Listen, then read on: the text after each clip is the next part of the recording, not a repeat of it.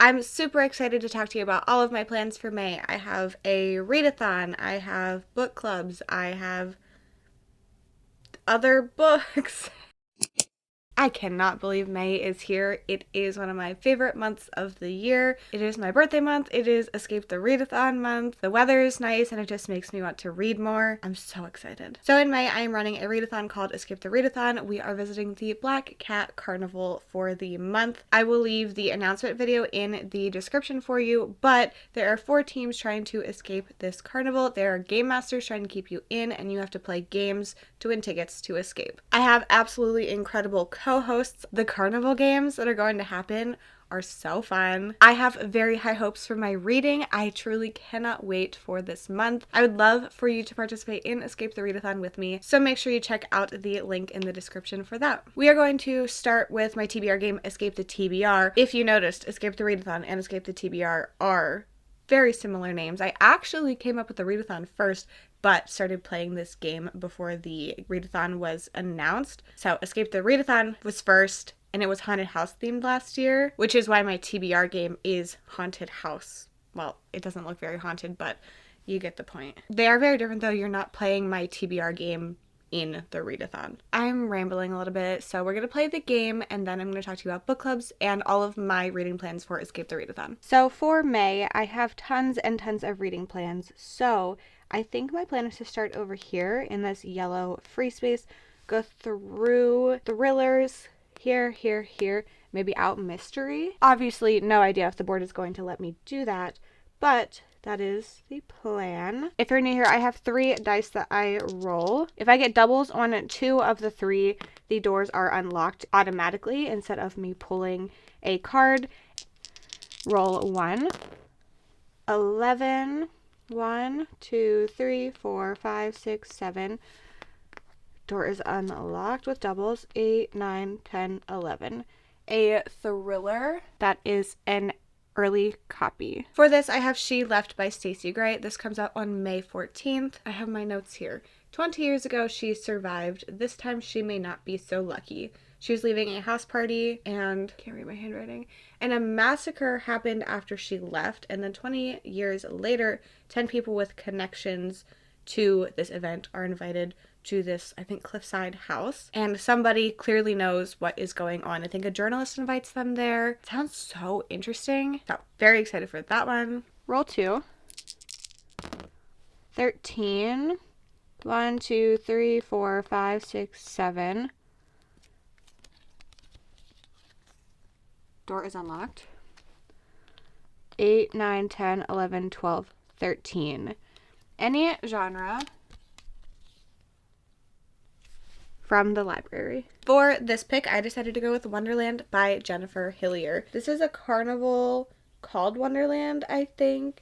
Magical place boasting a certain retro charm, cotton candy, a giant octopus ride, and the giant wonder wheel, which is the oldest Ferris wheel in the Pacific Northwest. And things are very creepy. It could be the wax replicas, it could be porcelain dolls, and it could be the dead, decaying body left in the midway for all the workers to see. I have read a few books from Jennifer Hillier before and really enjoyed them, so this one is one that fits the theme of Escape the Readathon, and I'm really excited to get to it. Roll 3. 8. 1, 2, 3. Door is unlocked. 4, 5, 6, 7, 8. A thriller from Libro FM. For this one, I went with The Hungry Dark by Jen Williams. I read Jen Williams' debut thriller last year and really enjoyed it. It's not very popular. It's very slow, and a lot of people think it's boring, but there's a lot of psychological stuff in it, which I love. So it really worked for me. Very atmospheric and dark, and I'm super, super excited for this one. We are following a character who, as a child, she can see these ghost-type figures. Nobody else can see them, and then she can still see them as an adult, but she obviously doesn't talk about it. So she has a job as a psychic, not using her actual ghost connections. She uses a combination of psychology and internet sleuthing, and she is working with the police as a psychic. And then the ghosts lead her to the corpse of a missing child. and they are very, very suspicious of her for different reasons. So I guess she's trying to figure out what happened to this kid and prove her innocence. I'm so excited for this one. I haven't heard anybody talk about this one, but I think it sounds really interesting. And I've previously loved from Jen Williams before, so this one I think will go very well for me. Roll 4. 12. 1, 2, 3, 4, 5, 6, 7. Door is locked. Remove 1 book from TBR. This is so rude. I don't want to remove any of these. Like, I truly don't. In my brain, I'm going to read 30 books in May because there's just so many fun books that are coming out and that fit with the Skip the Readathon. But I have to remove one. I don't know what that's going to be. I don't. I guess I'm going to remove The Hungry Dark only because I have 2 possible videos that I can fit it in. One is a video in May, and then one is a video that I can do later. So if I can't get to it in May, I could put it in a different video, which is generally how I plan my TBRs, just like based around my video concepts. So even though I really, really want to read this one, maybe May won't be the time for it, but maybe it still will be. I can't remember if I moved 3 or 4, so I'm just gonna go with 3. 4, 5, 6, 7, 8. Doors unlocked. 9, 10, 11, 12. A mystery that is part of a series. For this one, I went with How to Solve Your Own Murder by Kristen Perrin. I really shouldn't have scribbled whenever I wrote all this stuff. This is the first book in the Castle Knoll files. This is a mystery that just came out, and we are following 2 different timelines. One of them is a woman who has spent her whole life trying to dodge this murder that she, as a child, was told was going to happen. She visited a fortune teller who told her she was going to be murdered, so she spent her whole life trying to prevent this from happening, and eventually it does happen, and her great niece is trying to solve her murder. She's not a detective or anything, but cozy mysteries and amateur sleuths go hand in hand. So she is on the case trying to solve this murder. I've heard pretty good things about this one. It sounds really fun and definitely a very classic mystery, which I don't read a lot of, but I do really enjoy, and I've heard good things about this one. Roll 5. 11. 1, 2, 3. Doors locked. Remove 1 book from TBR. I feel like the past couple months I haven't had to remove a lot of books, but here we are again. So for this one, I am going to remove How to Solve Your Murder, Your Own Murder. I don't have any video plans for this one. It doesn't really fit into any of the stuff that I had planned for the month. Monica recommended this one to me. She thinks that I'm really going to like it, so I do want to read it at some point, but it will not be happening in May. 4, 5, 6, 7. Doors unlocked. 8, 9, 10, 11. Genres I don't typically read on Kindle Unlimited. This one, this was not the prompt combination that I wanted. I don't read a lot of stuff on KU anyway. Like, I don't even pay for KU half the time, but I do have it right now, and Cassidy does not stop talking about this book, and Monica's going to be reading it in May, so she convinced me to buddy read it, so I will be reading Satan's Affair by H.G. Carlton. This is kind of carnival themed. It's like a touring haunted house, but there's also like rides and carnival food and stuff that comes along with it, and there's, I guess it's called... This is a dark romance, if I did not say. The touring haunted house carnival thing is called Satan's Affair, and we are following a character who lives in the walls and decides that she is going to like kill the evil people. I think she feels that she can sense it. I don't really know, but she casts her judgment on people and decides to. So that is a book that I will be reading in May. Roll 6.